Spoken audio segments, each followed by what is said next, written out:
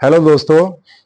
अभी पिछले दिनों मैंने एक न्यूज़ पढ़ी कि उसमें एक 70 ईयर ओल्ड कोई जेंटलमैन थे। रात में वो अचानक उठे, उठने के बाद गिर गए और ऐसे गिरे कि फिर उठ नहीं पाए।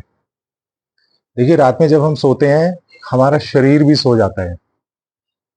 उसको जब तक आप शरीर पूरी तरह से अवेकन ना हो जाए आपको उठना नहीं चाहिए।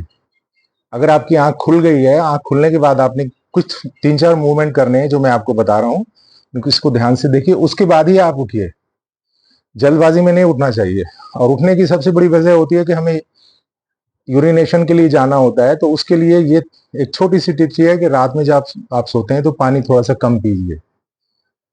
कोई फर्क नहीं पड़ता उसमें, क्योंकि बॉडी मूव नहीं करती है रात में, तो पानी की भी उतनी रिक्वायरमेंट नहीं होती है। कई बार हम ये सोचते हैं कि डिहाइड्रेशन ना हो जाए, लेकिन वो इस तरह से नहीं होता है। आप कंफर्टेबल पोजीशन में सोए हुए हैं, बॉडी वर्क नहीं कर रही है, तो डिहाइड्रेशन के चांसेस नहीं है, जीरो है। जब आपकी आंख खुल जाए उसके बाद आपने क्या करना है, मेरे पैरों को ध्यान से देखिए आप लोग। ये घुमाइए इसको, दोनों पैरों को, बिग टोज को। वन इन वन आउट कीजिए, इन आउट कीजिए। थोड़ा पैर खोलिए, इस तरह से घुमाइए, इस तरह से घुमाइए।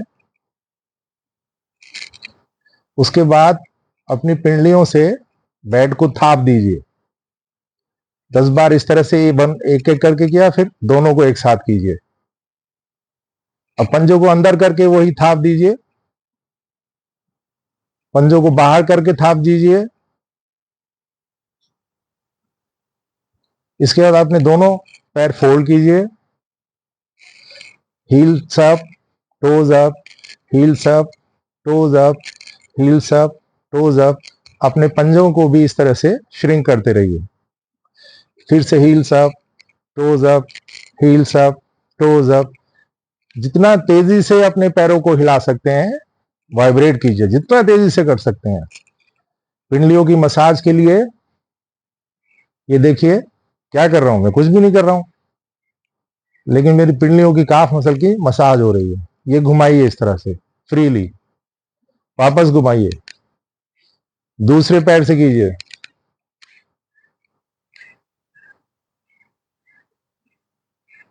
बहुत रिलीफ मिलेगा आपको, बहुत अच्छा लगेगा।